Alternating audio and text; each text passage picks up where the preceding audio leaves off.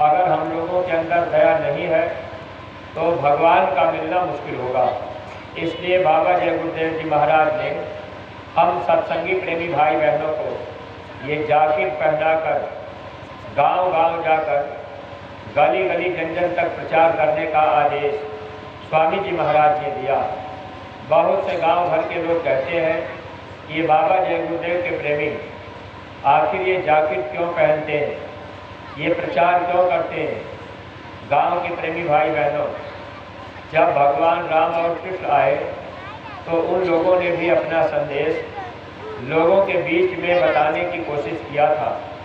ऐसे ही जब जब वो शक्ति धरती पर आती है, वो शक्ति सबको अपना संदेश देती है ताकि सबको इसका लाभ मिल सके। लेकिन अगर हम आप शंका में रह गए, बात को समय पर नहीं मान पाए, तो समय पर हम जीवों का नुकसान होता है, क्योंकि ये मानव जन्म फिर बार बार मिलेगा नहीं। और इससे प्रेमी भाई बहन हम लोग अपना ही नुकसान कर लें। ग्रामवासी प्रेमी भाई बहनों, देखिए महात्मा अब वो तो सबकी भलाई चाहते हैं, लेकिन हम लोग महात्मा की बात समय पर नहीं मान पाते। अगर समय पर बात को मान ले तब हम लोगों को लाभ मिल जाएगा, लेकिन बात हम आप नहीं मानते क्योंकि शंका रहती। हमारे गुरु महाराज कहते थे कि जब त्रेता में पाप कम था तब भगवान राम इस धरती पर 12 कला लेकर के आए, और जब द्वापर में पाप ज़्यादा बढ़ा तब भगवान कृष्ण आए और वो 16 कला लेकर के आए। इस कलयुग में जब पाप ज़्यादा हो गया तो कलयुग में सबसे पहले संत कबीरदास जी आए, यानी संतों का अवतार कलयुग में हुआ।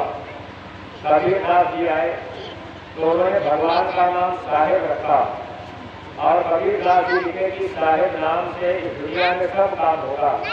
साहेब से सब होता है, बंदे के रचनाएं राही के पर्वत रहे पर्वत राजमान। कबीरदास जी के साहेब नाम लोगों को बताते थे, तब लोग उनको बुरा भला कहते थे, गाली देते थे। हमारे गुरु महाराज ने कहा, बच्चा यह जय गुरुदेव नाम प्रभु का समय का गिराया नाम है, और ये नाम इस समय मुसीबत में सबके काम आएगा। तो महात्मा सबके होते हैं और वो सबकी भलाई के लिए महात्मा सबको समझाना चाहते हैं। अगर हम आप समय पर बात नहीं माने, जय गुरुदेव नाम पर शंका रह जाएंगी तो नुकसान अपना होगा। इसके गांव के प्रेमी भाई बहनों, आप शंका मत कीजिएगा, विचार जरूर कीजिएगा। देखिए, जब इसी धरती पर गोस्वामी जी महाराज नहीं आए थे, उसके पहले जय सिया राम नाम का कीर्तन मंदिर में कोई नहीं गाता था। लेकिन जब गोस्वामी जी महाराज आए, जब लोगों को बताने लगे कि ये सिया राम नाम प्रभु का है, सिया राम में सब जग जाने, लेकिन समय पर लोगों ने उनका विरोध किया। जब गोस्वामी जी महाराज चले गए तो आज हम आप मंदिरों में जय सिया राम जय जय सिया राम आप कीर्तन गा रहे। तो हमारे गुरु महाराज ने कहा, इस समय ऐसा आएगा जब इस धरती पर भारी परिवर्तन हो जाएगा और देश दुनिया में बहुत कम लोग बचेंगे। 12-12, 15-15 कोस तक चिराग भरेंगे, लाशों के लाश पड़ेंगे, उठाने वाले लोग नहीं मिलेंगे।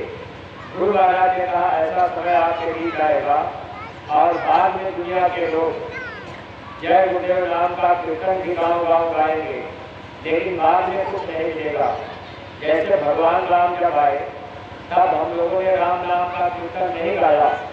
उस समय भगवान राम को लोगों ने जंगल में भेज दिया था, लेकिन भगवान राम अपना काम करके चले गए। तब हम लोग कहने लगे, अरे ये तो भगवान थे।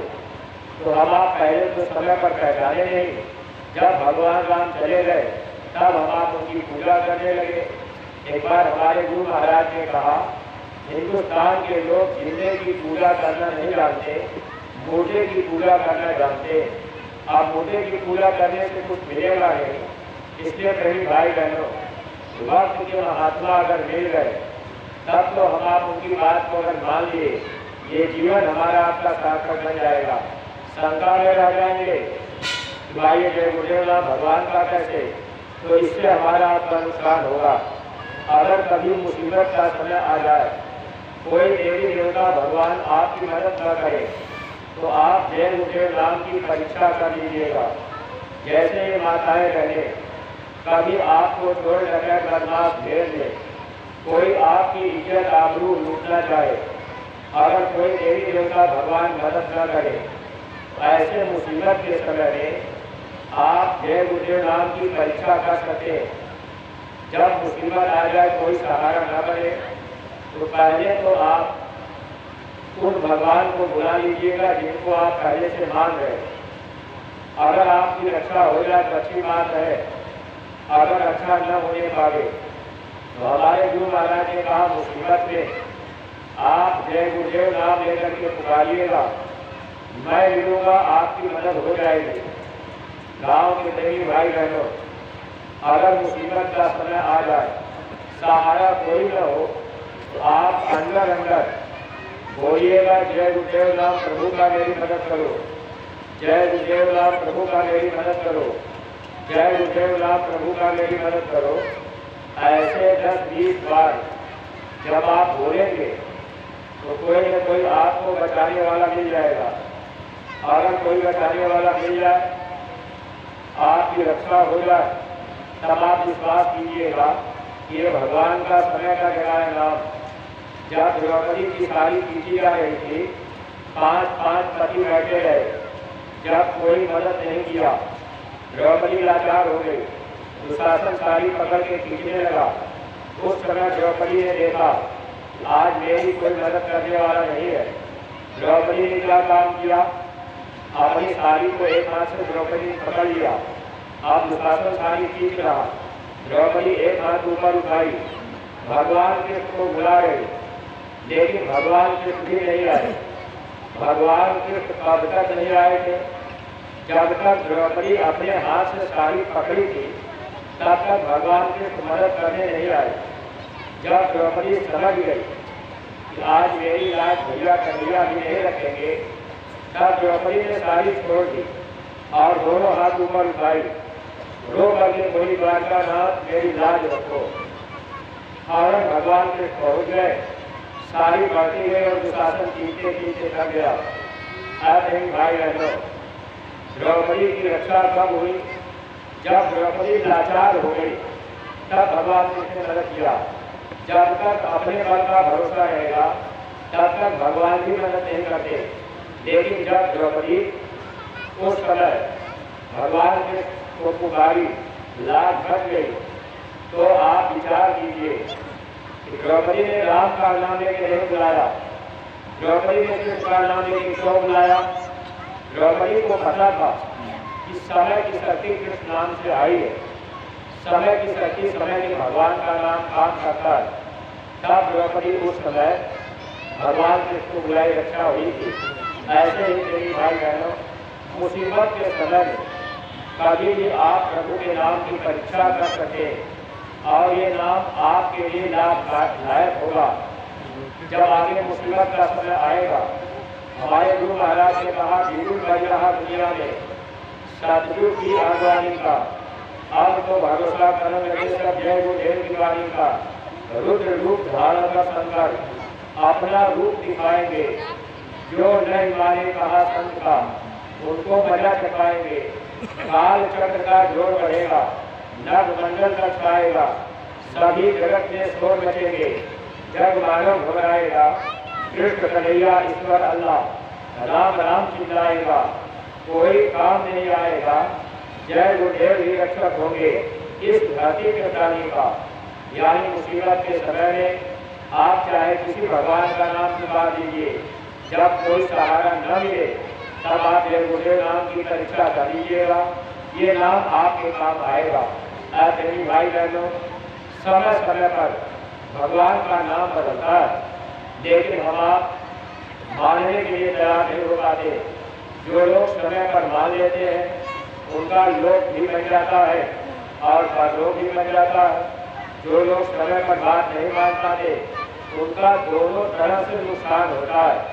इसलिए मेरी भाई बहनों, आप शंका मत कीजिएगा। अगर आपके मन में शंका हो जाए कि भाई जय गुरुदेव राम भगवान का बता रहे भगवान का नाम समय समय पर बदलता है, ऐसा गीता में भी लिखा है, रामायण में भी लिखा है और मुसलमान भाइयों की किताबों में भी ये बात लिखी है। तो आप कहेंगे भाई हो सकता है भगवान का नाम जय गुरुदेव हो, लेकिन आप कहेंगे कि फिर बाबा जी को लोग बाबा जय गुरुदेव क्यों कहते हैं? देखिए प्रेमी भाई बहनों, हमारे गुरु महाराज बाबा जय गुरुदेव जी महाराज 10 जुलाई 1957 से लगातार जय गुरुदेव नाम का प्रचार जब शुरू किए, गांव गांव गली गली जाने लगे। जो भी लोग गुरु महाराज के पास गए तो गुरु का नाम नहीं लिया जाता, लोगों ने गुरु का नाम लेके नहीं बुलाया। हमारे गुरु महाराज का नाम 5 अक्षर का नाम जो राम गोस्वामी जी महाराज का है, जिन्होंने रामचरितमानस की रचना किया, वही 5 अक्षर का नाम हमारे गुरु महाराज का। गांव के प्रेमी भाई बहनों, गुरु का नाम नहीं लिया जाता, ये भारतीय सभ्यता के अंतर्गत आता है। हिंदुस्तान में पतिव्रता माँ बहने अपने पति का नाम लेके नहीं बुलाती, बेटा अपने बाप का नाम लेके नहीं बुलाता। स्कूल और कॉलेज में बच्चे अपने गुरु का नाम लेके नहीं बुलाते। अगर उनको बुलाना होता है तो कहते हैं गणित वाले गुरु जी है, विज्ञान वाले गुरु जी है, ये हिंदी वाले गुरु जी है। लेकिन अब बच्चे अपने गुरु का नाम लेके बुलाने लग गए। अब बच्चे फलाने साथी कहते हैं। अब माताएं बहनें भी अपने पति का नाम लेकर के बुलाने लगी। पहले के समय में ऐसा नहीं था। जब सभ्यता खत्म हो जाती है, इस धरती से धर्म उठने लगता है, तो धर्म की स्थापना करने के लिए, छोटे बड़े का ज्ञान कराने के लिए किसके साथ क्या व्यवहार करना है, क्या खाना है क्या नहीं खाना है, क्या पीना क्या नहीं पीना, इन बातों को महात्मा बताने के लिए इस धरती पर आया करते हैं। जब भी वो शक्ति आती है तो हम लोग उनकी बात जब सुनेंगे तब तो कुछ समझ पाएंगे। जब भगवान कृष्ण अपना उपदेश कर रहे थे, एक गांव में भगवान कृष्ण का संदेश हो रहा था। पेड़ के नीचे कुछ लोग बैठ करके सुन रहे थे, कुछ गांव के लोग आए तो दूर खड़े होकर के सुन रहे थे, कुछ लोग खड़े खड़े थोड़ी देर में चले गए और कुछ लोग आए थोड़ी देर रुके, थोड़ा सा सुने वो भी चले गए। ऐसे कुछ लोग सुनते रहे, कुछ लोग आते रहे, कुछ लोग जाते रहे। तो अर्जुन जी ने भगवान कृष्ण से पूछा, कहा प्रभु आप स्वयं भगवान है और ये इंसान आपकी बात क्यों नहीं सुन रहे? तब भगवान कृष्ण ने कहा देखो अर्जुन, इस धरती पर 2 तरह के इंसान होते हैं और सब लोग मेरी बात को नहीं सुनते, सब लोग मेरी बात को नहीं मानते। कोई कोई जीव मेरी बातों को सुनकर के मान पाते।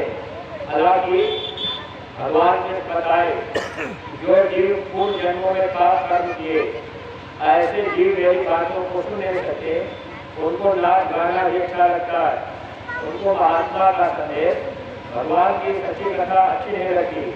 सब लोग तो बात सुनते नहीं, सुनने के लिए अगर लोग सुन लेते हैं तो कोई कोई बात मानता है और कोई कोई उस वचन पे चल पाता है और कोई कोई उस मालिक के पास पहुंच पाता है। इसलिए सत्संगी प्रेमी भाई बहनों, आज हम आप लोग प्रेमी भाई बहन हैं। अगर हम लोगों को मनुष्य शरीर ले गया, अगर हम आप गुरु महाराज की बातों को नहीं माने, गुरु महाराज के कहने में नहीं चले, तो आखिर हम प्रेमियों का ही नुकसान होगा। इसलिए आप योगी गांव के प्रेमी भाई बहन, आप जय गुरुदेव नाम पर शंका मत कीजिएगा। बाबा जी को बाबा जय गुरुदेव लोग क्यों कहने लगे, ये बात आप जान लीजिए। हिंदुस्तान में जो आदमी जैसा काम करता है, काम के अनुसार लोग उसका उपनाम रख लेते हैं। जैसे आप बाजार में चले जाइए, आपको रिक्शे पर बैठना है, आप रिक्शे वाले का नाम नहीं जानते। अगर आप दूर से कहेंगे ए रिक्शा, तो रिक्शा वाला आपके पास में आ जाएगा। तो क्या उसका नाम रिक्शा है? नाम रिक्शा नहीं है, उसका काम है रिक्शा चलाना। इसलिए हम आप रिक्शा करके बुला देते। जैसे गांव में कोई आदमी अगर भैंस लेकर के जा रहा हो और हम आप उस आदमी का नाम नहीं जानते हैं, अगर हम आप दूर से कह देंगे भैंस, तो भैंस वाला हमारे आपके पास आएगा, यानी वो आदमी बोल देगा। कहने का मतलब कि काम के अनुसार लोग उपनाम रख देते। तो हमारे गुरु महाराज जय गुरुदेव नाम का प्रचार इस धरती पर किया करते थे। प्रभु के नाम का प्रचार करने की वजह से जो भी लोग गुरु महाराज के पास गए, सब लोग इनको बाबा जय गुरुदेव करके बुलाने लगे और ये बाबा जय गुरुदेव के नाम से विख्यात हो गए। गाँव के प्रेमी भाई बहन, आप शंका मत कीजिएगा, एक बार श्रद्धा और विश्वास के साथ सभी प्रेमी भाई बहन प्रभु के नाम को बोलेंगे। जय गुरुदेव। गुरु महाराज ने जो संदेश भेजा है, आप प्रेमी भाई बहन संदेश ध्यान से सुन लीजिए, ताकि ये मानव जीवन हम लोगों का सुखमय जीत जाए और ये जन्म सार्थक हो जाए। गुरु महाराज ने संदेश क्या भेजा है? यह मनुष्य शरीर जो हम लोगों को मिला है, ये मनुष्य शरीर न तो ये खेत है, न तो ये खलिहान है, न तो ये पशु की दुकान है। मनुष्य शरीर क्या है? ये किराए का मकान है और ये प्रभु की बनाई मंदिर आलिशान है। यह मनुष्य शरीर ये भगवान का बनाया मंदिर है और ये किराए का मकान। तो किराया क्या है? सासों की पूंजी ये किराया है। और इस किराए के मकान में रहता कौन है? उसे महात्माओं ने आत्मा कहा, उसे जीवात्मा भी कहा जाता है। महात्मा अपनी भाषा में सूरत भी कहते हैं, आत्मा को मुसलमान भाई अपनी भाषा में रूह कहते हैं और ईसाई भाई अपनी भाषा में सोल कहते हैं। चीज तो वही है, लेकिन भाषा में अंतर हो गया। आज मेरी भाई बहनों, जब इस शरीर का समय पूरा होगा, ये जिस्म फना होगा और ये जिस्म धरती पर गिर जाएगा। इस जिस्म से रूह को निकाल दिया जाएगा, यानी शरीर का समय पूरा हुआ। अब खुदा के दरबार से ऊपर से आवाज आएगी, अरे भाई आपका समय पूरा हो गया, अब आप ये शरीर खाली कर दो, अब ये मकान आप खाली कर दो। तो इस मकान में रहता कौन है? आत्मा रहती है, रूह रहती। जब ये समय पूरा हुआ, उसी आवाज के आने के बाद धर्मराज के दूत यानी खुदा के फरिश्ते दिया जाते और आत्मा को इस शरीर से खींचते। जब आत्मा को इस शरीर से निकाला जाता है, उस समय अपार पीड़ा होती है, ये कंठ चक्र दबा रहता है, आवाज नहीं निकल पाती।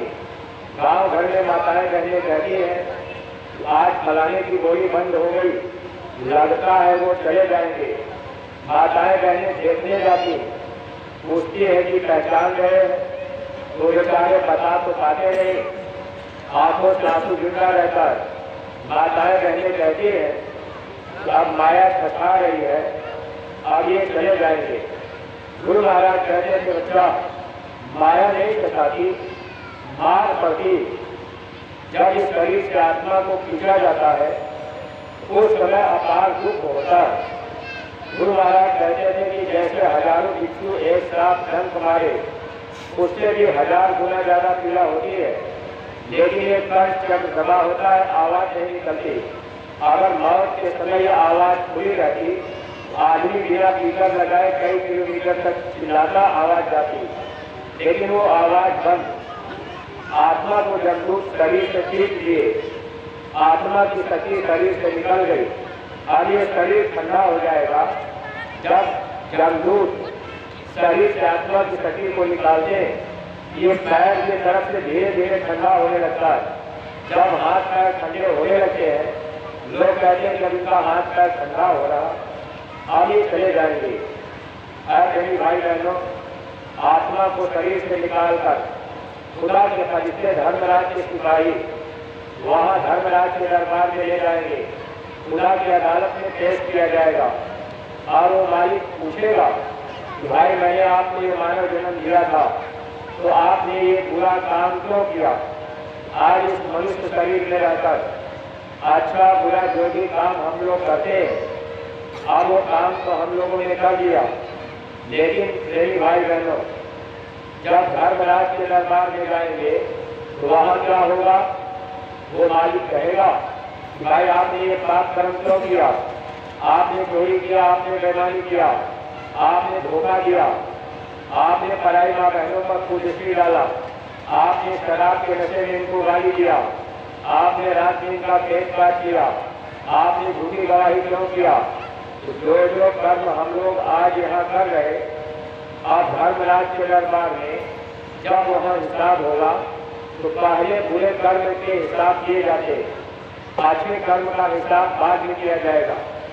अब वहाँ गवाही कौन करेगा? जब वहाँ धर्मराज के दरबार में कर्म का हिसाब होता है, जीव कहता है कि मैंने ये काम नहीं किया। जैसे हम आप अगर चोरी कर दें तो कभी चोर आदमी नहीं कहता कि हमने चोरी किया। ऐसे ही धर्मराज के दरबार में जब इस आत्मा को पेश किया जाता है तो ये रूह कहती है कि हमने कोई अपराध नहीं किया है, हमने कोई बुरा काम नहीं किया है। तो वहाँ भी दो गवाह होते हैं। जैसे कोई मुकदमा आपका हो जाए इस कचहरी में, अगर दो गवाह के जब फैसला नहीं दिखेगा, ऐसे धर्मराज की कचहरी में खुदा की अदालत में वहाँ भी दो गवाह की जरूरत पड़ेगी। आज हम आप संगीत दोस्त यार के कहने पर शराब भी पीजिए, मांस भी खाइए, आप लोग अंडा भी खाइए। देख रहे प्रेमी भाई बहनों, जब धर्मराज के दरबार में जाएंगे वहाँ कोई नातेदार रिश्तेदार सगे संबंधी वहाँ कोई गवाही करने नहीं जाएंगे, वहाँ कोई अपनी जाति बिरादरी का नहीं होगा। जब धर्मराज के दरबार में पेशी होगी तो वहाँ ये नहीं देखा जाएगा कि आप हिंदू हैं कि मुसलमान हैं, आप सिख हैं कि ईसाई हैं, चाहे आप बड़ी जाति के हो या छोटी जाति के हो। धर्मराज के दरबार में जब कर्म का हिसाब होगा वो केवल वहाँ कर्म देते जाएंगे, और जो भी कर्म हम लोगों ने अपने मानव जीवन में किया है उस कर्म की सजा हम लोगों को सुना दी जाएगी। मेरे भाई बहनों, इस संसार में अच्छे बुरे कर्म सबसे होते हैं, शायद ही कोई बच पावे, लेकिन कोई बच नहीं पाता। जब धर्मराज के दरबार में जैसी होगी गवाही कौन करेगा? हमारे गुरु महाराज कहते थे, प्रेमी भाई बहनों, स्वामी जी महाराज बताया करते थे, जब बच्चा 5 साल का हो जाता है तो हर बच्चे के कंधे पर 2 दूध बैठ जाते हैं। 5 साल के बाद वो दूध क्या करते हैं? अच्छा बुरा जो भी कर्म हम लोग करते हैं वह कर्म लिखा जाता है।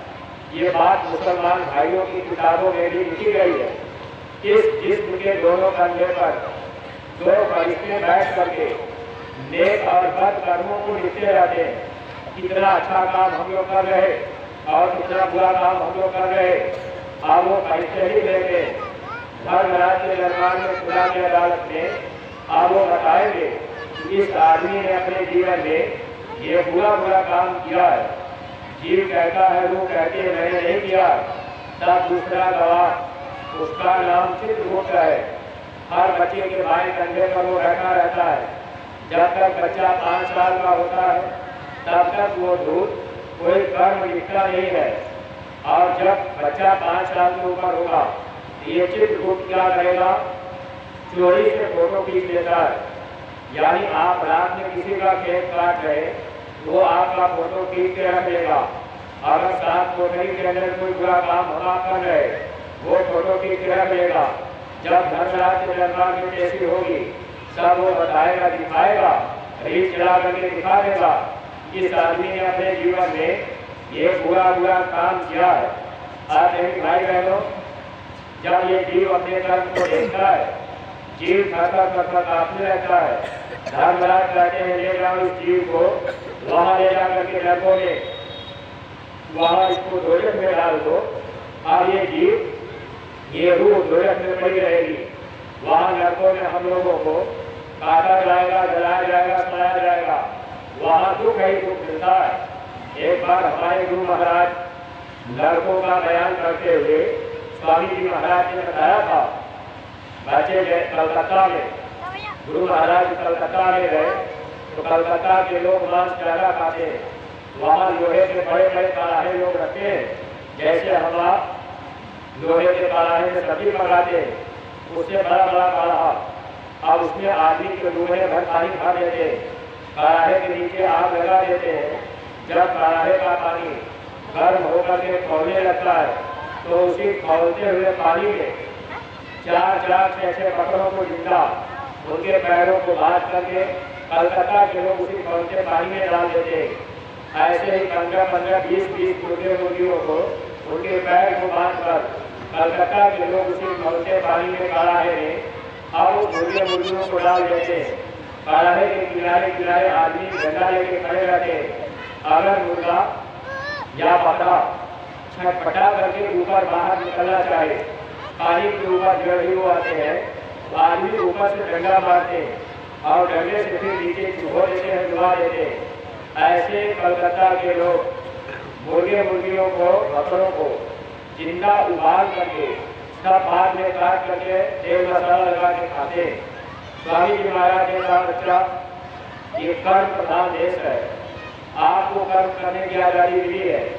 आज इस मनुष्य शरीर को पाकर चाहे आप किसी को मार दें, काट दें, खा लें, ये आपको आज़ादी है, हर मनुष्य को आज़ादी है इस कर्म के देश में, लेकिन सजा भोगनी पड़ेगी। महात्माओं ने लिखा कर्म करने का अधिकार तुमको मिला, चाहे अच्छा करो या करो तुम बुरा, पेशी होगी जब भगवान के दरबार में, करने कोई सिपारिश न तेरा खड़ा, सोच लो इसका अंजाम क्या, जय गुरुदेव है नाम भगवान का, नाम से जिसका नाता रहेगा जुड़ा, हंस जब जब उड़ा तो अकेला उड़ा। हम लोग इस संसार में अकेले हैं, अकेले भी यहाँ से जाना होगा, लेकिन ये बीच में रिश्ता बन गया कि भाई हमारी जाति बिरादरी के हैं, हम हिंदू हैं, मुसलमान हैं, हम सिख हैं, ईसाई हैं, और ये मेरे रिश्तेदार हैं, ये सगे संबंधी हैं, ये हमारे बेटी बेटा हैं। और ये रिश्ता यहाँ हम लोगों ने बना लिया। वैसे महात्माओं की तरफ से कोई जाति पाति का भेदभाव नहीं होता। महात्मा मानवता और इंसानियत का संदेश दे जाते हैं। बाबा जय गुरुदेव जी महाराज ने हिंदू मुसलमान सिख ईसाई सबको एक स्थान पे करके गुरु महाराज ने चाहे छोटी जाति का आदमी हो या बड़ी जाति का आदमी हो, सबको एक ट्रैक पर बैठा कर गुरु महाराज ने भोजन करा दिया। यानी महात्मा शेर और बकरी को एक घाट पर पानी पिला देते हैं। सत्संगी प्रेमी भाई बहनों, जाति पात के लड़ाई झगड़े में हम लोग यहाँ आकर के फंस गए और इसी लड़ाई झगड़े में अपना ये पूरा का पूरा जीवन हम लोगों का निकलता चला जा रहा। लेकिन जब महात्मा सच्चे मिलते हैं, सच्चे फकीर मिल जाते हैं, वो कोई जाति पाति कोई धर्म और मजहब का भेदभाव नहीं रखते, वो तो मानवता का और इंसानियत का संदेश देते हैं। हम इंसान हैं, आप भी इंसान हैं, पहले तो हम आप इंसान हैं। ये जाति बिरादरी हम लोगों ने बाद में बना ली और इसी में हवा फंस गए। तो महात्मा जब आते हैं तो समझाने की कोशिश करते हैं। धर्मराज के दरबार में कर्म का हिसाब करने के बाद जीव को नरक में डाल दिया जाएगा। अब वो मालिक कहेगा, भाई बुरा काम आपने किया है, इसलिए आपको सजा दी जाएगी।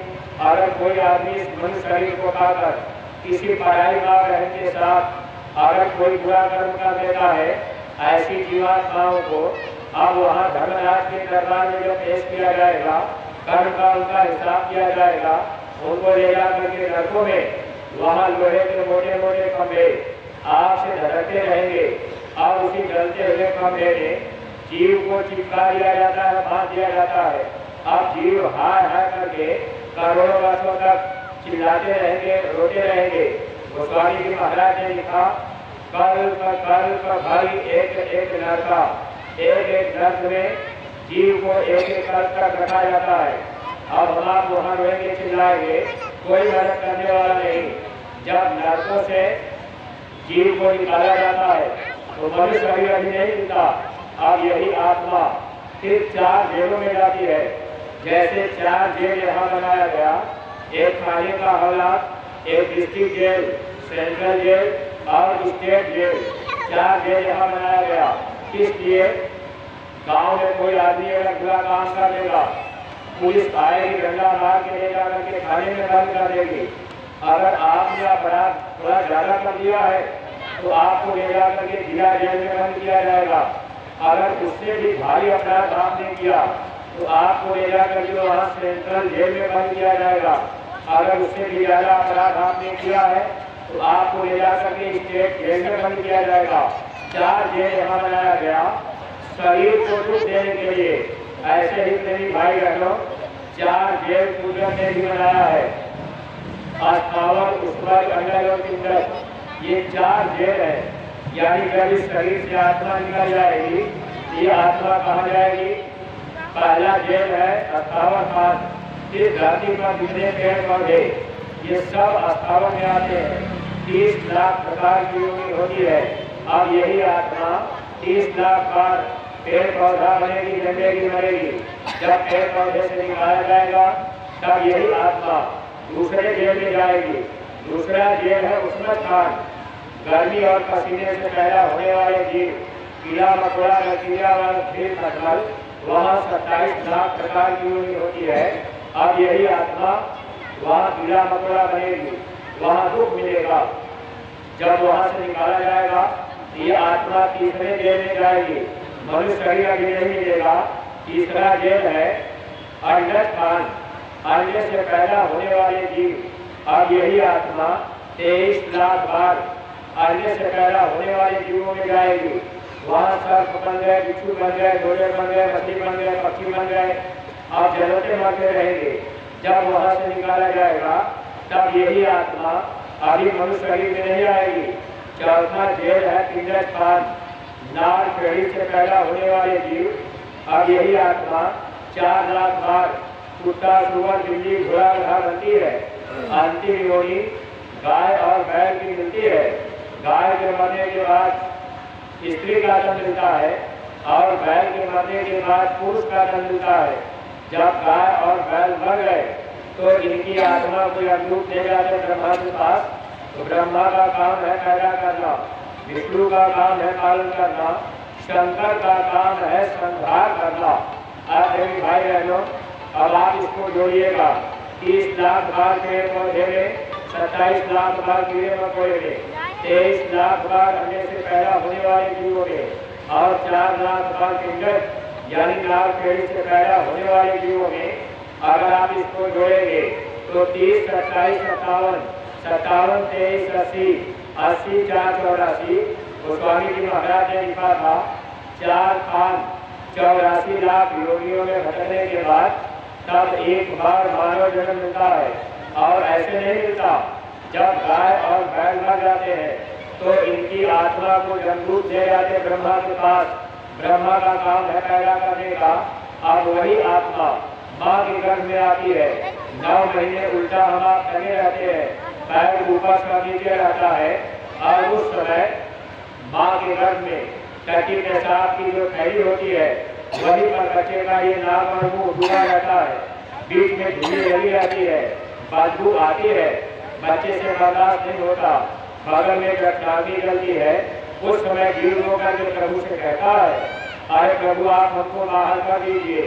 जब हम बाहर जाएंगे तो दुनिया का कोई काम नहीं करेंगे, आपको बहुत पीड़ा हो रही, बहुत तकलीफ हो रही। तो माँ के गर्भ में जब ये जीव रो करके प्रभु से वादा करता है तो प्रभु ने कहा कि ठीक है, हम आपको बाहर कर देते हैं, लेकिन आप कसम खाओ, आप वादा करो, जब हम गर्भ के बाहर जाएंगे तो दुनिया का कोई काम नहीं करेंगे, दिन रात भजन करोगे। तब ये जीव माँ के गर्भ में वो भी कहता है, प्रभु आप हमको बाहर कर दीजिए, हम दुनिया का कोई काम नहीं करेंगे। अब प्रभु कृपा करो ये भाती, सब तरह भजन करोगे दादी, प्रभु आप मुझे बाहर कीजिए, हम सब कुछ छोड़ करके दिन रात भजन करेंगे। लेकिन मेरी भाई बहनों, वादा तो हम लोगों ने मालिक से कर दिया, लेकिन गलती कहाँ से हो गई? जब हम आप माँ के गर्भ के बाहर हुए, भूमि गिरत धावर पानी, जीव जीवन माया लिखानी। जैसे बच्चा माँ के गर्भ के बाहर हुआ, माया ने भूल भरम का खादा डाल दिया।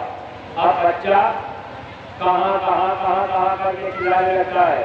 बच्चा जब पैदा होता है एक ही भाषा में बच्चे बोलते हैं।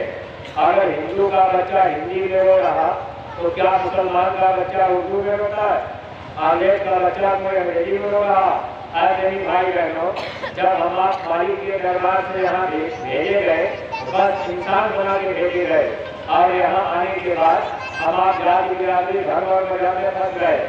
आप बच्चा कहाँ कहाँ करके चिल्लाता है। उस समय बच्चा रोता क्यों है? इसके पीछे कारण क्या है? जब माँ के गर्भ में बच्चा रहता है तो बच्चा प्रभु के प्रकाश को बराबर देखता था, और उसी प्रकाश को देख करके बच्चा खुश रहता था। लेकिन माँ के गर्भ के बाहर जब बच्चा आया, अब प्रकाश बंद हो गई, माया ने पर्दा डाल दिया, तो बच्चा रोने लगता है। अगर माताएं रहे घर में दीपक जला देती है या बल्ब जला देती है, बच्चा पैदा हुआ रो रहा, अगर बच्चे के सामने रोशनी आती है, बच्चा थोड़ी देर के लिए चुप हो जाता है। अगर बच्चा रो रहा हो, आप बच्चे की आँख में टार्च जला दीजिए।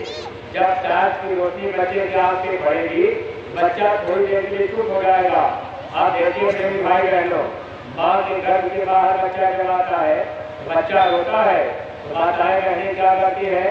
अब ऐसे हाथ की ताली बजा देती है, या थाली पीट देती है, या घंटा बजाने लगती है, तो बच्चा चुप हो जाता है। बच्चा क्यों चुप होता है? माताओं बहनों से पूछा जाए, जब आपके घर में बच्चा छोटा सा रहता है और बच्चा रोता है, तो माताएं बहनें बच्चे के कान के पास में घुघना ले जाके बजाती है, या बच्चे के हाथ में पकड़ा देती है, और बच्चा के पास में जब घुघने की आवाज आती है तो बच्चा थोड़ी देर के लिए चुप होता है। ऐसा क्यों? मेरी भाई बहनों, जब बच्चा माँ के गर्भ में रहता है तो प्रभु के आवाज को सुनता है और इसी से वो जिंदा रहता है। लेकिन जब माँ के गर्भ के बाहर बच्चा आता है तो आवाज भी बंद हो गई और प्रकाश भी बंद हो गया। अब बच्चा रोता चिल्लाता रहता है, और धीरे धीरे धीरे धीरे हम लोग बच्चे का ख्याल बाहर की तरफ कर देते हैं। अब बच्चा बाहरी क्रिया में फंस जाता है। यही नाच गाने में, ढोल हारमोनियम में आप देखिए छोटे छोटे बच्चे हैं, और इन बच्चों को अगर मोबाइल नहीं दिया जाए, बच्चे चला लेंगे, लेकिन बूढ़े लोग नहीं चला पाएंगे। और ऐसा क्यों होता है? वो तो धीरे धीरे संस्कार पड़ने लगता है। ऐसे नहीं भाई बहनों, तो जब इस धरती पर सच्चे महात्मा मिल जाएंगे तो महात्मा भजन करने का रास्ता बता देंगे। क्योंकि हम लोगों ने माँ के गर्भ में प्रभु से वादा किया है कि प्रभु आप हमको बाहर कर दीजिए।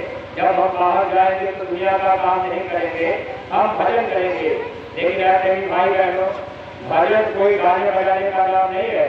अगर आप मंदिर में जाकर ढोल हारमोनियम बजा रहे, आप कथा कीर्तन कर रहे, आप देवी देवता की पूजा पाठ कर रहे, हरे राम हरे कृष्ण का कीर्तन आप गा रहे, ये भजन में नहीं आएगा। अगर आप कुछ गा बजा दिए, वो भजन नहीं माना जाएगा। भजन क्या होता है?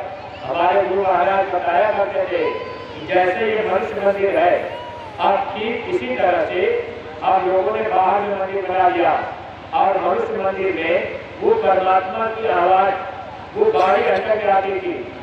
33 करोड़ देवता, 9 करोड़ दुर्गा, 10 करोड़ शंभु, ईश्वर ब्रह्म पार्वती महाकाल, सबकी आवाज ऊपर में होती है। और उसी आवाज को कबीर साहब ने कहा कि ऊपर में घुघरू जैसी आवाज होती है। जैसे हम आप बच्चे के कान के पास घुघरा बजाते हैं, ऐसी आवाज ऊपर में होती है। कबीर साहब ने लिखा है, गगन में घुघरू बाज मोरी गुड़िया। गगन में घुघरू जैसी आवाज होती है, और वो कभी बंद नहीं होती। वो आवाज कब तक होती है? दिन में बाजे वाला तन बाजे, शब्द उठे झनकैया, गगन में घुघरू बाज मोरी गुड़िया। कबीर साहब बता रहे हैं, इंसान वो जो आवाज ऊपर में होती है घुघरू जैसी, दिन रात यानी कभी बंद नहीं होती। उसी आवाज को महात्माओं ने अखंड कीर्तन भी कहा था। लेकिन अब हम आप भटक गए, अब हम आप बाहर मंदिर बना लिए, सच्चा रास्ता मिला नहीं, महात्मा मिले नहीं। अब हम आप मंदिर में बाहर गए, अब वहाँ थोड़ी देर हम आप आरती किए, घंटा बजाए और शंख बजाए, फिर हम आप लौट आए। कोई प्रेमी कहते हैं कि भैया 24 घंटे का अखंड कीर्तन हो जा रहा है। अब मेरी भाई बहनों, 24 घंटे के बाद आपका कीर्तन बंद हो गया, वो खंड हो गया। अखंड का मतलब होता है जो कभी बंद न हो, वो परमात्मा की बाई जो ऊपर में हो रही वो कभी बंद नहीं होती है। और उसी आवाज को सुनने का नाम महात्माओं ने भजन बताया। आज मंदिर में पूजा करने वाले लोगों से पूछा जाए कि भाई आप मंदिर में घंटा क्यों बजाते? आप देखिए मुसलमान भाइयों के बाजारों पर भी जगह जगह घंटे बाजे जाते हैं। पूछा जाए कि भाई आप घंटा वहां क्यों बाजते हैं? आप भाई बहनों, यही असली मंदिर है, यही खुदा की जिस्मानी महजिद है, यही खुदा की काबा है। और महात्माओं ने लिखा था कि खुदा की काबे की मेहराब में तो सुन गौर से, मेहराब कहते हैं दोनों भावों के बीच में, ये खुदा की काबा है। और उसी खुदा की काबे के अंदर जाकर हम आप मेहराब यानी तीसरे दिन में अगर अपना ध्यान लगाएंगे तो ऊपर में जो आवाज हो रही वो आवाज सुनाई देगी। इसी बात को महात्माओं ने लिखा था कि बिना बजाए निस्दिन बाजे, घंटा शंख लगा दिए, बढ़िया सुन मस्त होता है, कंठी सुधी निकालिए। महात्माओं ने लिखा था इंसान बिना बजाए घंटा शंख बजता है। अब मेरी भाई बहन, इस मनुष्य मंदिर में वो घंटे घड़ियाल की आवाज आती है। इस जिस्मानी महजिद में वो खुदा के दरबार से, रब के दरबार से, अल्लाह के दरबार से निरंतर आवाज आ रही। अगर महात्मा सच्चे मिल गए, सच्चे फकीर मिल गए, तब तो हम आप मानव जीवन को सार्थक बना लेंगे। अगर हम आप ये सोचेंगे मैं हम चलिए वहाँ मंदिर में, बड़ा मस्जिद में, गिरजाघर में कुछ गा बजा लेंगे, मेरे भाई बहनों, इससे अपना काम सफल नहीं होगा। इसीलिए फकीरों ने लिखा था कामिल हुए से के चरणों में सिजदा करो, तेरी रूह आसमानी जगत पाएगी। अगर कामिल मुझसे मिलेंगे, सच्चे महात्मा मिलेंगे, सच्चे फकीर मिलेंगे, ये रूह क्या करेगी? उस आवाज को सुन करके ऊपर के लोगों में जाएंगे, खुदा के दरबार में, अल्लाह के दरबार में, रब के दरबार में जा सकती है, ईश्वर ब्रह्म के दरबार में जा सकती है। और कोई रास्ता नहीं, रास्ता सबके लिए एक है, चाहे वो हिंदू हो या मुसलमान हो, सिख हो या ईसाई हो, जो भी महात्मा आए सच्चे, तो महात्माओं ने रास्ता सच्चा बताने की कोशिश की। हम आप भटक गए। जो भी सत्संगी प्रेमी भाई बहन जिनको रास्ता मिल गया है, आप लोग अपने अपने घरों में 1 घंटा सुबह शाम बैठ करके, कहीं बाहर जाने की जरूरत नहीं है, आप सुमिरन, ध्यान और भजन नित्य नियम से करते रहिएगा। अगर आप सुमिरन नहीं करेंगे तो सुमिरन भी धोखा खाओगे।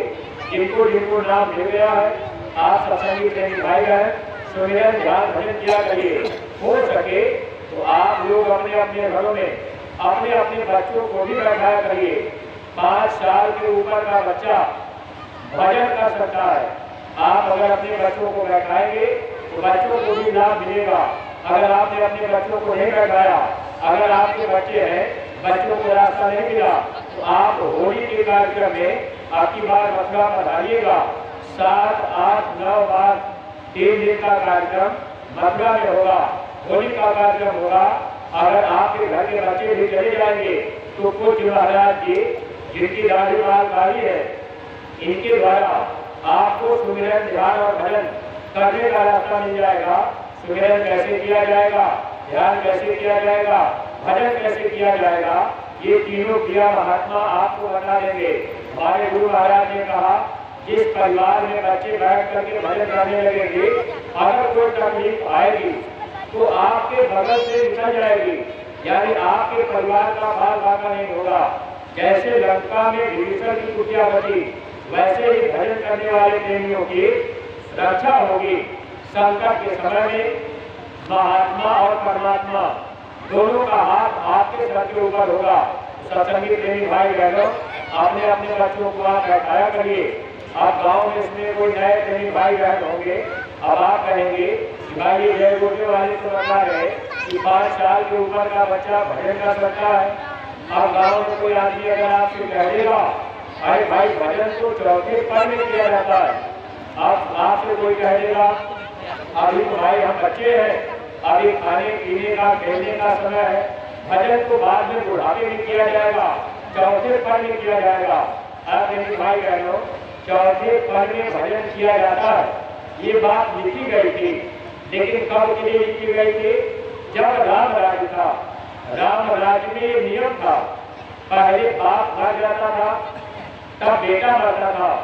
राम राज्य में ये नियम था कि पहले बड़ा भाई मरता था तब छोटा भाई मरता था। तो राम राज्य में चौथे पद में भजन करने के लिए लिखा गया था। लेकिन आप मेरे भाई बहनों, अब कलयुग है, जब युग बदलता है तो पूजा की विधि भी बदल जाती है। कलयुग में अकाल मृत्यु है, अभी बाप जिंदा है तब तक बेटा चला गया, अभी बड़ा भाई जिंदा है तब तक छोटा भाई चला गया। अब आप कहेंगे भाई चौथे पद में भजन करेंगे, बुढ़ापे में करेंगे, तो आपको क्या पता अकाल मृत्यु है, अभी बच्चा रास्ते में जा रहा, रोड पे जा रहा, एक्सीडेंट हो गया, अब बच्चा खत्म हो गया। अब आप कहेंगे बच्चा तो बाद में भजन करेगा, तो फिर धोखा होगा। इसीलिए जब सबसे पहले संत कबीरदास जी आए तो कबीरदास जी ने किताबों में लिख दिया था कि दुनिया के लोग जब किताबों को पढ़ेंगे तो पढ़ करके समझ जाएंगे। कबीर साहब ने क्या लिखा? कर ले निज काम जवानी में, इस दो दिन की जिंदगानी में, कर ले निज काम जवानी में, सौभाग्य से लड़कर पाई है, बड़े भाग्य जवानी आई है, भगवान इसी में मिलते हैं, क्यों ढूंढे पाथर पानी में।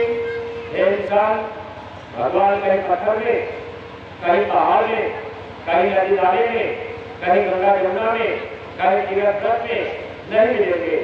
भगवान कहाँ मिलेंगे? इसी मनुष्य शरीर के अंदर, इसी खुराकी कार्य के अंदर जाकर हम आप खुदा का रब का अल्लाह का दीदार कर सकते हैं। और इसी मनुष्य शरीर के अंदर जाकर हम आप देवी देवता का, ईश्वर ब्रह्म पार ब्रह्म का दर्शन दीदार कर सकते हैं। वो भी जीते जी, मरने के बाद नहीं।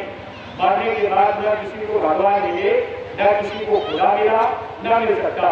इसलिए मेरे भाई बहनों, महात्मा जब सच्चे मिल जाएंगे, रास्ता सच्चा मिल जाएगा, तो ये मानव जीवन पाना हमारा आपका सार्थक बन जाएगा।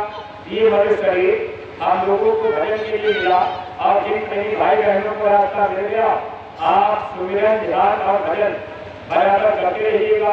और देखिए मेरी भाई बहनों, जब ये भगवान का बनाया मनुष्य मंदिर ये खुदा की जिस्मानी रहे, अगर हम आप इसको गंदा कर देंगे तो मालिक हमसे आपसे नाराज हो जाएंगे, फिर हम आप कभी भगवान को नहीं पा सकते।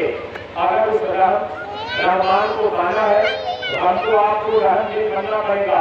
अगर हम लोगों के अंदर क्रूरता है, हिंसा की भावना भरी है, हत्या की भावना भरी है, हम आप कभी भी खुदा को नहीं प्राप्त कर सकते, क्योंकि वो मालिक रहमान है।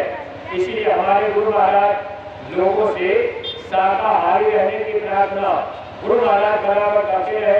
और पूज्य महाराज जी अब हाथ जोड़ करके लोगों से प्रार्थना कर रहे हैं कि हाथ जोड़ कर बिना हमारी हो जाए सब शाकाहारी।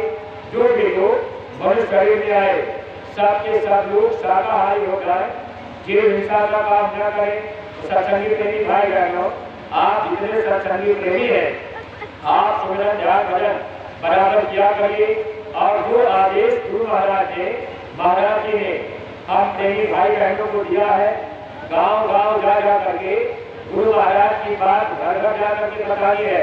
इसलिए जितने सत्संगी प्रेमी भाई बहन, आप लोग एक एक गांव को गोद ले लीजिए, एक एक गांव की जिम्मेदारी उठा लीजिए।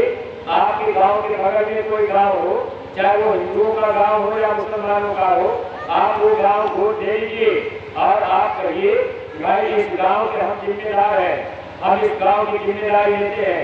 अब आपको उस गांव में करना क्या होगा? जिस गांव को आप गोद लेंगे उस गांव में आप महीना में, 15 दिन या हफ्ता में, जब जब आपको मौका मिल जाए, अपना खेती बाड़ी घर परिवार का काम करने के बाद आप खाली हो गए और आप समय निकाल करके उस गांव में चले जाइए जिस गांव को आपने गोद दिया है। अगर 4-5 लोग मिल करके आपने 5 गांव गोद दे दिया तो 5 लोगों की एक टोली बना लीजिए और ऐसे खाता 15 महीना में आप अपने अपने गांव में टोली बना करके जाया करिए। जब आप गांव में जाइए, कोई भी आदमी आपसे मिले तो आप दोनों हाथ जोड़ करके जय गुरुदेव बोलिएगा। अगर कोई आदमी आपसे जय राम कहे तो आप बुरा मत मानिएगा, लेकिन आप उनको समझाइएगा कि भाई साहब अगर आप जय गुरुदेव बोलेंगे तो आपको लाभ मिलेगा, क्योंकि ये भगवान का नाम है, भगवान सबके होते हैं और ये सूरज रोशनी दे रहा है और हिंदू और मुसलमान की जगह नहीं देगा, यानी सबको बराबर। ऐसे प्रभु का नाम सबके लिए होता है। लेकिन मेरी भाई बहन अज्ञानता में हम लोग धोखा खा जाते हैं। जब आप जय गुरुदेव बोलेंगे, गांव के लोग भी जय गुरुदेव कहने लगेंगे, मांस खाने वाले लोग भी, शराब पीने वाले लोग भी जय गुरुदेव बोलने लगेंगे। जब आप गांव गोद लेकर के गांव में जाते रहेंगे, एक दिन आप गांव में गए, 4 घर प्रचार कर लीजिए। कोई जरूरी नहीं कि पूरा गांव एक ही दिन में कर दे। अब आपकी जिम्मेदारी तो एक गांव की है, 4 घर आपने किया, आधा घंटा इस घर में, आधा घंटा उस घर में। अब आपने गुरु महाराज की बात बताई, फिर आप लौट गए अपने घर, 1 हफ्ता बिता फिर चले गए, फिर 4 घर में जाइए और जिनके घर में जाइए जय गुरुदेव जरूर बोला करिए। आप मेरी भाई बहनों, अगर एक हाथ उठा करके जय गुरुदेव आप बोलेंगे तो आपकी परमार्थिक कमाई खत्म होती जाएगी। इसलिए जिसके भी पास जाया करिए, आप दोनों हाथ जोड़ा करिए, दोनों हाथ जोड़ करके जय गुरुदेव कहेंगे।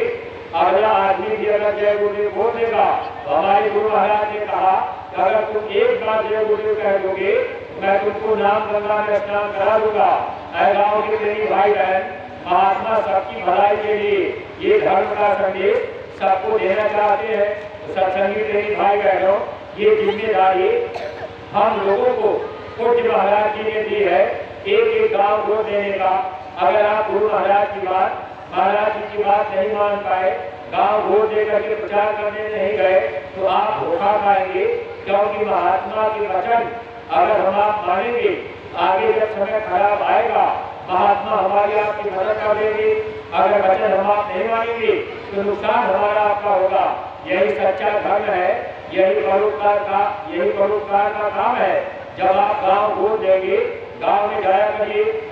मान लीजिए किसी गांव में आप गए और किसी भाई को आप अपने गुरु महाराज की बात बताने लगे कि भाई साहब ये मनुष्य भगवान का बनाया मंदिर है, आप इसको गंदा मत कीजिए, इसमें मांस मछली अंडा शराब आप मत डालिएगा। हमारे गुरु महाराज ने हाथ जोड़ करके प्रार्थना किया है।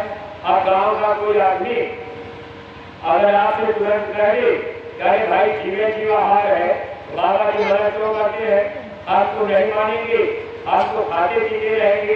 तो जब आप गांव में थोड़ा रुक करके आप समझाएंगे तब आदमी के अंदर थोड़ी बहुत बात समझ में आएगी। अगर केवल ठंडा ले करके गांव में आप चले गए, बाबा जी का कहना है, शाकाहारी कहना है, अगर केवल आप नारा लगाएंगे तो लोगों के अंदर बात समझ नहीं आएगी।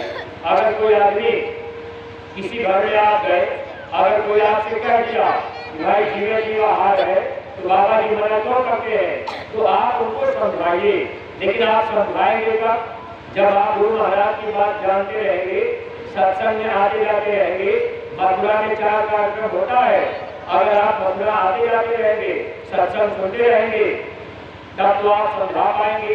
तो जीवे जीव आहार है ऐसा लोग सोचते रहते हैं। एक बार हमारे गुरु महाराज के पास मथुरा में एक आदमी गया, स्वामी जी महाराज का उन्होंने सत्संग सुन लिया, सत्संग उनको अच्छा लग गया। लेकिन स्वामी जी महाराज सत्संग में बाद में बताए, देखो अच्छा जीव हिंसा का काम मत करना, हिंसा बहुत बड़ा पाप है। गुरु महाराज ने कहा आगे समय जब खराब आएगा, अधर्म के रास्ते पर चलने वालों को भारी तकलीफ उठानी पड़ेगी।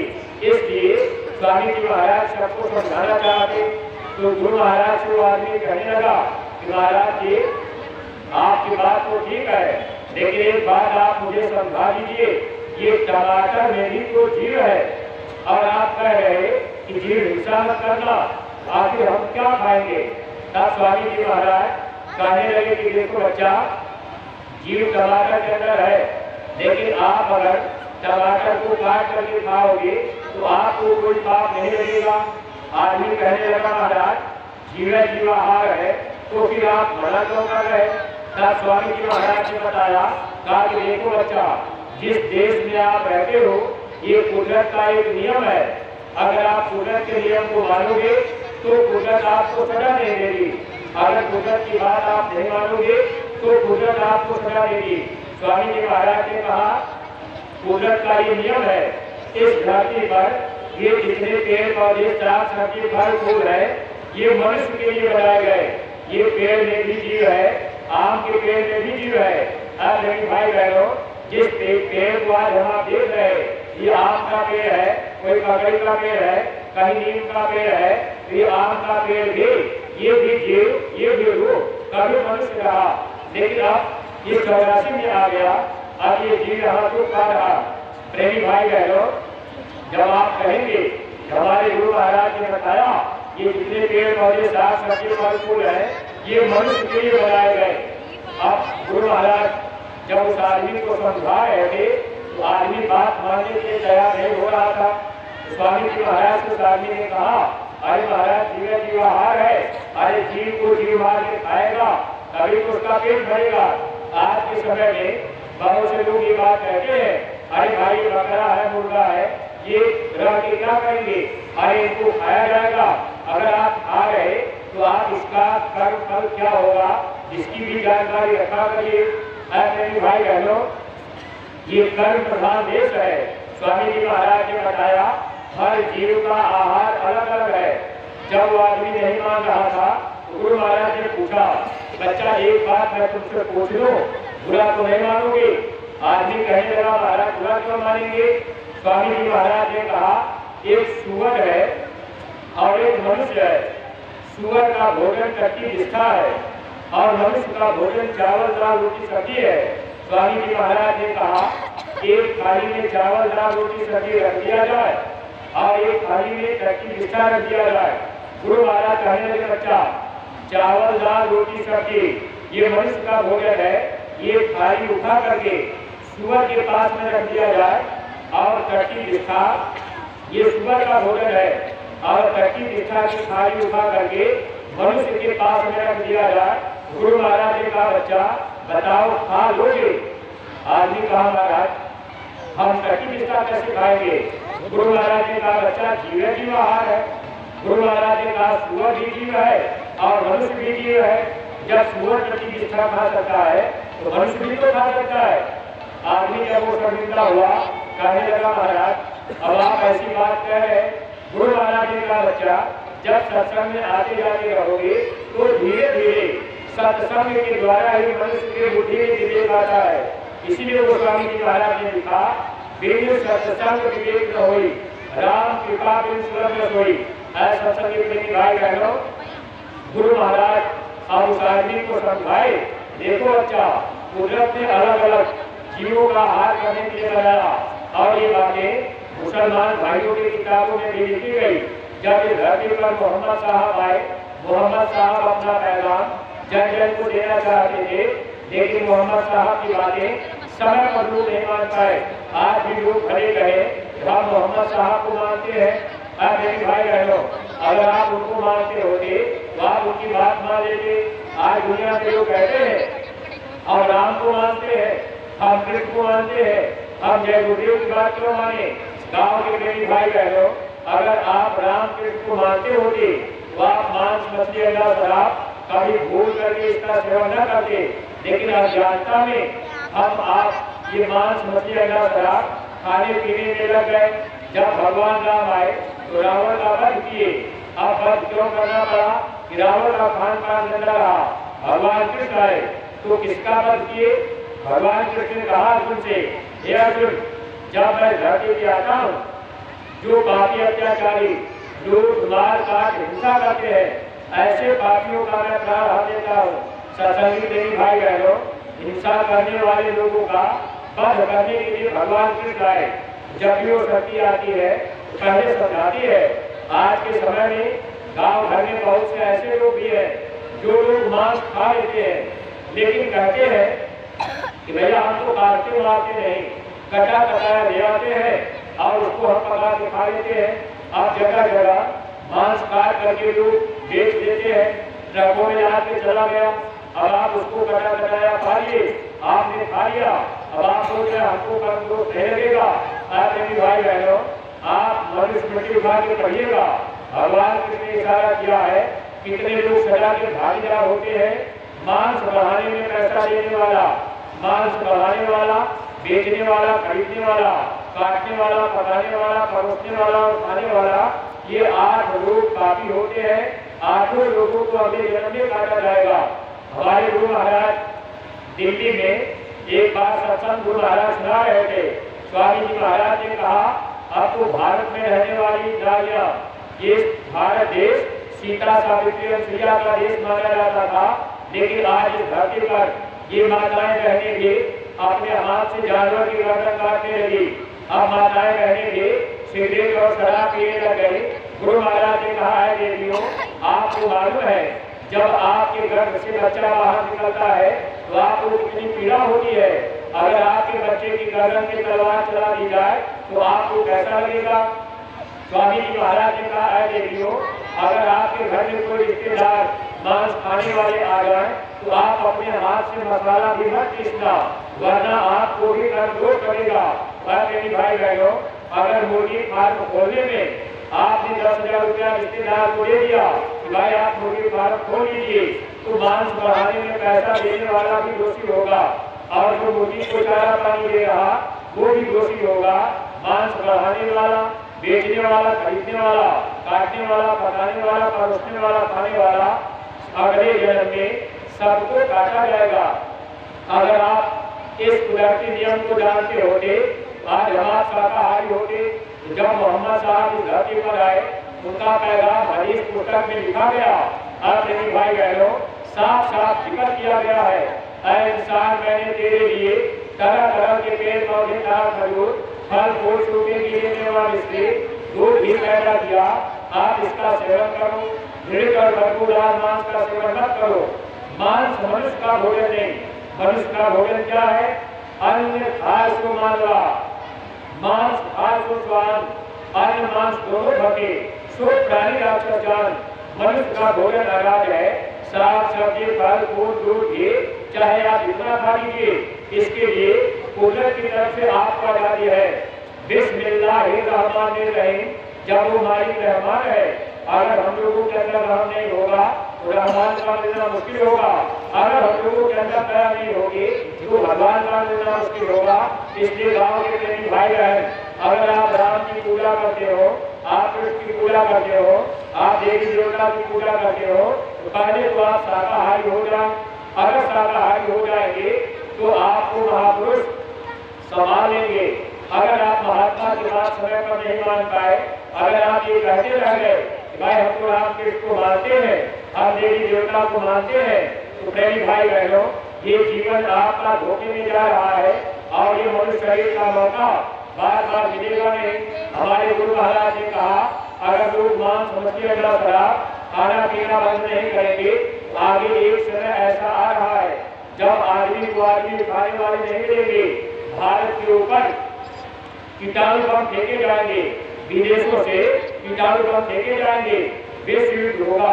गुरु महाराज ये वचन है, लेकिन गुरु महाराज ये बात पहले कही है, ऐ बच्चा, अगर कोई विदेशी अगर 2-4-10 देश मिलकर के भारत के ऊपर आक्रमण करके अगर जीतना चाहे, गुरु महाराज ने कहा भारत को कोई जीत नहीं पाएगा। स्वामी जी महाराज ने कहा इस धरती पर राम और कृष्ण के समान बच्चे पैदा हो चुके हैं, हर प्रांतों में बच्चे आ चुके हैं और सारी शक्तियों का जन्म हो चुका है। जब भारत के ऊपर कीटाणु बम फेंके जाएंगे या विश्व युद्ध होगा, गुरु महाराज ने कहा इधर से ईश्वरीय शक्तियां लड़ेंगी और कभी भी कोई भारत को पराजित नहीं कर सकता।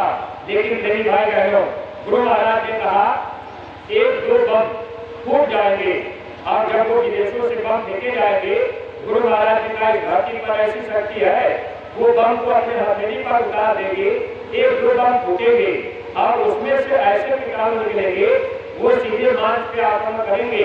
मांस मछली अगला शराब खाने पीने वाले लोगों को एक व्यापक रूप से बीमारी लगेगी।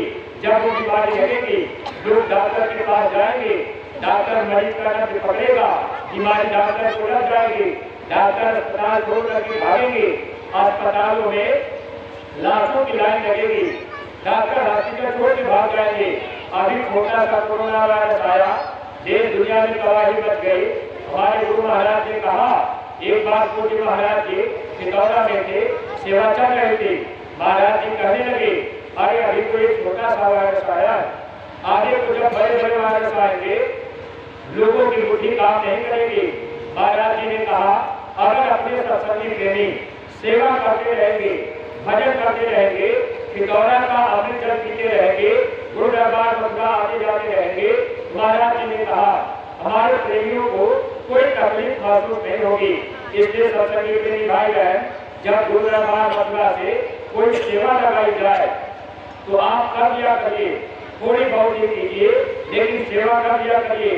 अगर आप समय पर सेवा नहीं दे पाए तो बाद में आपको पश्चाताप करना पड़ेगा।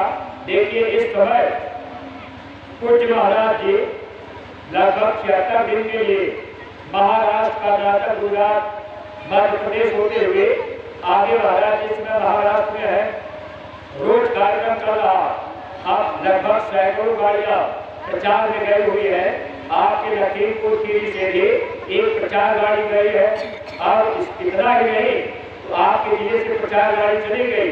अब आपने प्रचार गाड़ी में 10, 20, 50 रुपया, 100, 200 रुपया डीजल के लिए दिया या नहीं दिया, ये आप जाने, आपका काम जाने। अगर आप समय पर सेवा नहीं दे पाएंगे, थोड़ी बहुत सेवा नहीं लगाएंगे तो आप परमार्थ से वंचित रह जाएंगे। इसलिए प्रेमी भाई बहन, आप लोग इन बातों का ध्यान रखा करिए। अपनी अपनी जिम्मेदारियों को आप लोग अपने अपनी जगह पर निभाया करिए।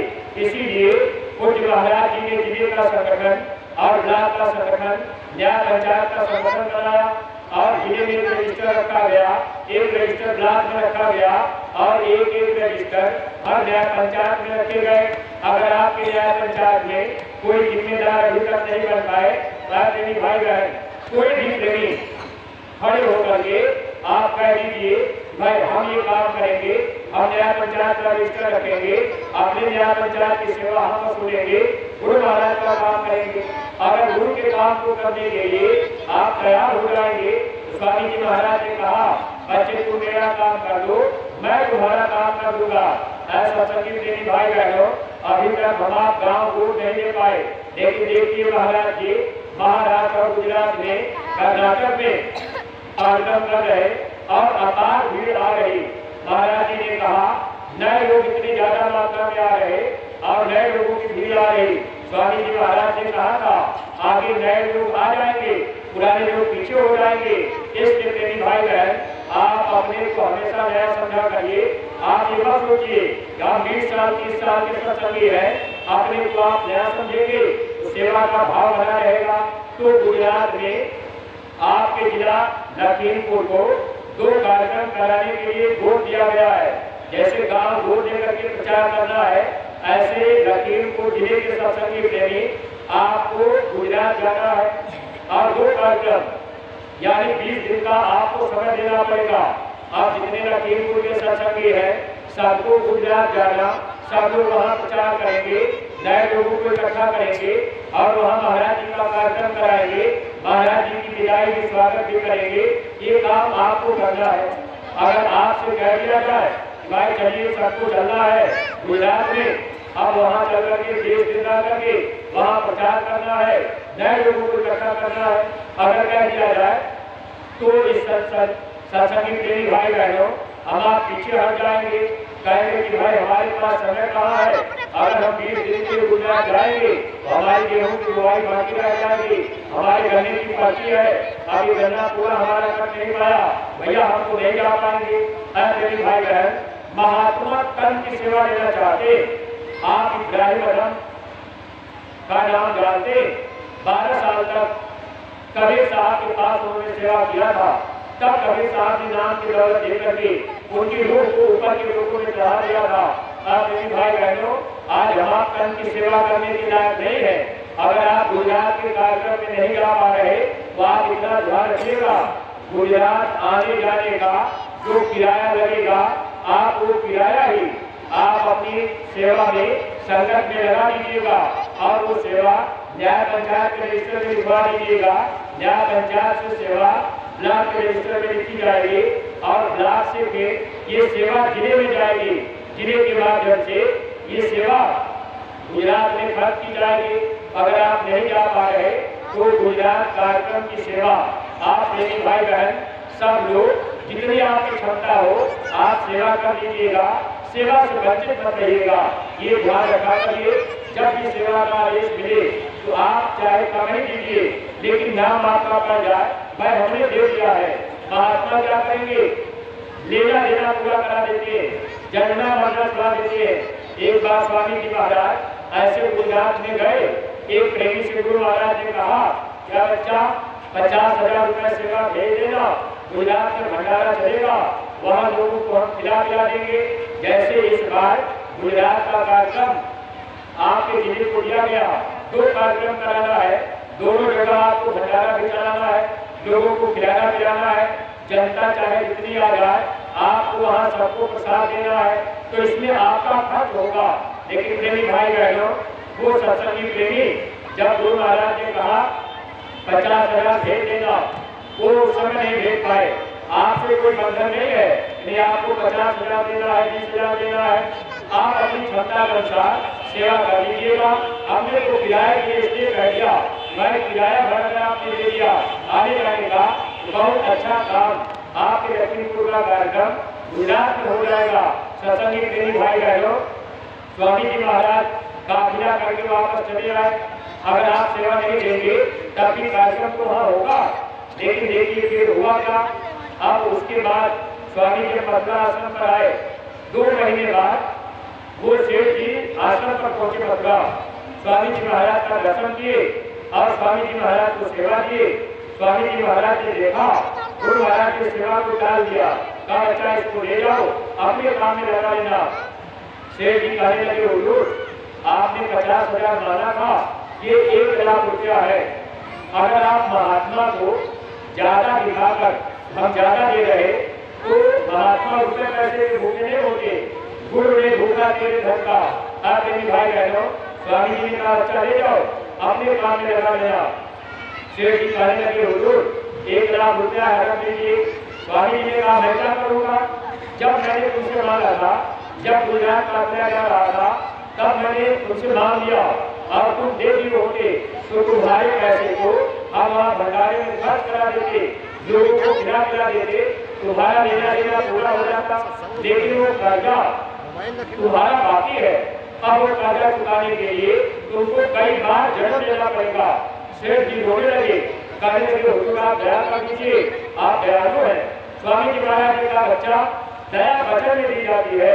इसलिए सत्संगी प्रेमी भाई बहन, जब जब कोई सेवा का आदेश मिले तो आप जानकारी रख लिया करिए और सेवा समय से आप लोग कर दिया करिए, ताकि हम लोग दया के साथ बने रहेंगे, गुरु महाराज की दया मिलती रहेगी। सेवा देना बंद कर देंगे, दया से हम वंचित हो जाएंगे, फिर हम बीमारी परेशानी तकलीफों में यहाँ रोना रोएंगे, आगे जब तकलीफ आएगी उसमें और तकलीफ परेशानी सहनी पड़ेगी। गाँव के प्रेमी भाई बहन, आपसे शाकाहारी रहने की प्रार्थना की गई और अपने जो सत्संगी प्रेमी है आप लोग एक गाँव वोट दे करके गाँव जा करके प्रचार प्रसार करके रहिएगा। गाँव के जो प्रेमी है आपसे निवेदन है कि अगर आप वोट चूक में कभी शराब के लिए मांस खा लिए तो अभी मौका है गुनाहों की माफी का। और अपने जो सत्संगी प्रेमी है, स्वामी जी महाराज ने कहा है शाकाहारी बनने की एक तारीख निश्चित है, अगर वो तारीख बीत जाएगी तब लोगों के गुनाह माफ नहीं होंगे। जब आप गाँव वोट देकर के गाँव में जाएंगे, जैसे होली का कार्यक्रम मथुरा में है, आप नए लोगों को बताएंगे कि भाई जब आप मथुरा चलेंगे तो आपके गुनाहों की माफी हो जाएगी। मान लीजिए अज्ञानता में या दुनिया के स्वाद में कोई मांस मछली का शराब खा पी लिया, जब आप उनसे कहेंगे कि आप मथुरा जब चलेंगे तो मंदिर में वहाँ कोई माला को नहीं चढ़ाया जाता, धुआती प्रसाद नहीं चढ़ाया जाता, कोई पंडा पुजारी मथुरा के मंदिर में नहीं जाता है। जय गुरुदेव आश्रम मथुरा जहाँ हमारे गुरु महाराज का आश्रम है, जहाँ भगवान कृष्ण द्वापर में लाख लोगों को चढ़ाया करते थे, वही मधुबन महोली में हमारे गुरु महाराज ने आश्रम बनाया है। ऐसे मंदिर आप मंदिर में जाए तो मुसलमान भाइयों को वो मंदिर अपनी महरी नजर आती है। सिख और ईसाई भाई देखते हैं तो उनको अपना सा लगता है, और हिंदू भाई देखते हैं तो उनको अपना सा लगता है।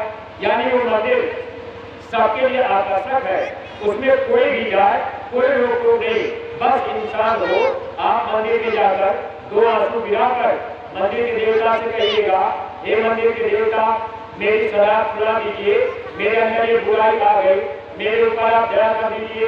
आदमी भाई बहनों, अगर आपने सत्संग ध्यान से वहां सुन लिया और अपनी बुराई को आपने चढ़ा दिया और फिर आप वापस आ गए, मंदिर से बरकत का प्रसाद भी मिलेगा, वो प्रसाद अपने अपने घरों में रखिएगा, वो मुसीबत में आपके काम आएगा। एक बार गुरु महाराज ने कहा, जब अनाज की कमी हो जाएगी, दुनिया में लोगों को रोटी नहीं मिलेगी, अन्य दवाओं की कमी पड़ेगी, पेड़ों की पत्ती न तुमको मिलेगी, खाने की धरती उठेगा गुब्बारा, सुनते तो जाओ संदेशा हमारा। स्वामी जी महाराज ने कहा, अच्छा मुसीबत में ये प्रसाद आपके काम आएगा। एक समय आएगा दुनिया के लोग कहेंगे कि भाई हमको भी आप मथुरा ले चलिए। गुरु महाराज ने कहा, विश्व को शांति यही से मिलेगी। इसलिए सत्संगी प्रेमी भाई बहन, आप अपने नातेदार रिश्तेदार सभी संबंधियों को गांव घर में जा करके एक एक गांव वोट दे करके आप लोगों को सच्ची बात बताइएगा, ताकि मानव जीवन का सबको लाभ मिल जाए। और लोगों से कहिएगा, अंडे का सेवन लोग न करें। अगर कोई अंडे का सेवन करता है तो इससे भयंकर बीमारी पैदा होती है। अंडा खाने से दिल धड़कने की बीमारी पैदा हो जाती है। इसलिए जब हम गांव गांव जाएंगे, लोगों को बात समझाएंगे, लोग समझेंगे, लोग विचार करेंगे, क्योंकि ये वैज्ञानिक क्रांति है और धीरे धीरे विचार कर देगा। एक बार में आप अगर गांव में जाए, अगर किसी आदमी से कहे भैया शराब छोड़ दीजिए, आप मांस खाना छोड़ दीजिए, एक बार में आदमी थोड़ी मानेगा। अभी हम आप पुराने सत्संगी, कोई 10 साल से, कोई 5 साल से, कोई 20 साल से, कोई 25 साल से मथुरा जा रहा, लेकिन देखिए अभी तक पुराने प्रेमी बीड़ी, रोटी, तंबाकू, गुटखा, पान नहीं छोड़ पाए। तो जब आप मथुरा 20 साल से जा रहे, आप गुटखा, बीड़ी, सिगरेट नहीं छोड़ पाए, तो गांव के लोग जो शराब पी रहे, अब एक बार प्रचार करने से, एक बार कह देने से क्या वो छोड़ देंगे? इसलिए आप गांव के लोग माने ना माने, शाकाहारी बने ना बने, लेकिन आपका काम है प्रचार करना। कोई न कोई बात को मान लेगा। देखिए प्रेमी भाई बहनों, अंडा कैसे बनता है, इस बात की जानकारी आप लोग कर दीजिए। हमारे गुरु महाराज सत्संग में कभी कभी बताया करते, ये जो माताएं बहने हैं, आप लोग ध्यान से समझ लीजिएगा। माताओं बहनों के लिए ये संदेश दिया जा रहा। इन माताओं बहनों को महीने में 5 दिन की बीमारी रहती है। जब महीने की बीमारी हो जाए तो माताएं बहनें 5 दिन तक आप अपने शरीर पर पानी मत डाला करिए। आप अपना पैर धोने पर से, हाथ या धोने पर से, अपना मुंह चाहे कितनी बार धो लीजिए, कपड़े बदल लीजिए, लेकिन आपके बदन में पानी नहीं करना चाहिए। 5वें दिन शाम को स्नान कर सकती है। अगर उसके पहले आपने शरीर पे पानी डाल दिया, ये शरीर आपका बीमारी में रहेगा। जो बच्चे पैदा होंगे वो बीमारी में रहेंगे, बुद्धि के कमजोर दूसरे झगड़े होंगे, माता पिता की बात को नहीं मानेंगे। इसलिए माताएं बहनें, आप 5 दिन का परहेज किया करिए। जब महीने की बीमारी लग जाए तो 5 दिन तक आप रसोई घर में मत जाया करिए। अगर आपने खाना पानी छू दिया, आपके हाथ का छुआ हुआ खाना, आपके हाथ का छुआ हुआ पानी अगर कोई खा पी लेगा, उनको भयंकर बीमारी लगेगी। बीमारी 3 प्रकार से आती है, बद परहेजी से, मौसम की तब्दीली से और प्रारब्ध विकल्पों से। पहले के समय में माताएं बहनें परहेज किया करते थे तो ऐसी बीमारियां नहीं रहती थी। पहले के समय में हम लोगों के घर परिवार में बहू बेटी को जब बच्चा पैदा होने का समय आता था तो अस्पताल नहीं जाना पड़ता था, सब काम घर में होता था। लेकिन अब सीधे अस्पताल का सहारा देना पड़ता है। शरीर का भी नुकसान, पैसे का भी नुकसान। इसलिए माताएं बहने, आप लोग अपने गांव में या जब गांव गोद देकर के प्रचार करने जाया करिए तो गांव में बच्चियों को आप ये संदेश बताया करिए कि वो 5 दिन का परहेज करने लगेंगे। तो हमारे गुरु महाराज ने कहा पहले के समय में स्कूल और कॉलेज में ये सब बातें बताई जाती थी, अब ये बातें नहीं बताई जाती। गुरु महाराज ने कहा अगर ये देवियां 5 दिन परहेज करें और आप भजन करने लगे तो गुरु महाराज ने कहा आपके घर में बीमारी नहीं रहेगी, डॉक्टर की जरूरत नहीं पड़ेगी। तो माताएं बहने, आप इस संदेश को अगर अमल करेंगे तो आपको लाभ मिलता जाएगा। अंडा कैसे बनता है? 12-15 दिन पर पक्षियों को भी खून निकलता है, वही पक्षियों का खून रुक गया, वही अंडा बनकर के तैयार हो गया। अब उसी अंडे को हम लोग बड़े प्रेम प्यार से खा रहे हैं। गांव के प्रेमी भाई बहनों, आप विचार करके बताइएगा। जो प्रेमी सड़क पे खड़े हैं आप भी समझ लीजिएगा, आप भी बताइएगा। एक बार हम आप लोगों से पूछ रहे, आप लोग अपने घर में बैठ करके खाना खा रहे हैं, आप रोटी खा रहे, तब तक आपका 2 साल का बच्चा या आपका भाई हो आपके बगल में खड़ा हो गया, छोटा सा बच्चा। अब आप वही रोटी खा रहे, संयोग से बच्चा अचानक पेशाब करने लगा, बच्चे का पेशाब रोटी में गिर गया या थाली में पड़ गया। अगर बच्चे का पेशाब रोटी पर गिर जाएगा तो जिस रोटी को आप खा रहे हैं, आप वो रोटी उस समय जब बच्चे का पेशाब गिर जाएगा तो क्या आप रोटी खा जाएंगे? खा जाएंगे? पीछे वाले प्रेमी, बच्चे का पेशाब रोटी पर गिर जाएगा तो आप रोटी खा लेंगे? नहीं खाएंगे। अपने बच्चे का पेशाब रोटी पर पड़ गया, अब हम रोटी नहीं खा रहे। अरे भाई पेशाब गंदी चीज है, नहीं भाई बहनों, अपने बच्चे का पेशाब गंदा मान रहे, रोटी नहीं खा रहे। लेकिन आज हमारी आपकी बुद्धि कहाँ चलेगी? वही मुर्गियों के बीज और के साथ से अंडा तैयार हुआ, आज बड़े प्रेम के साथ अब हम आमलेट और चटनी बना के खा रहे। अब हम क्या करते? कहते हैं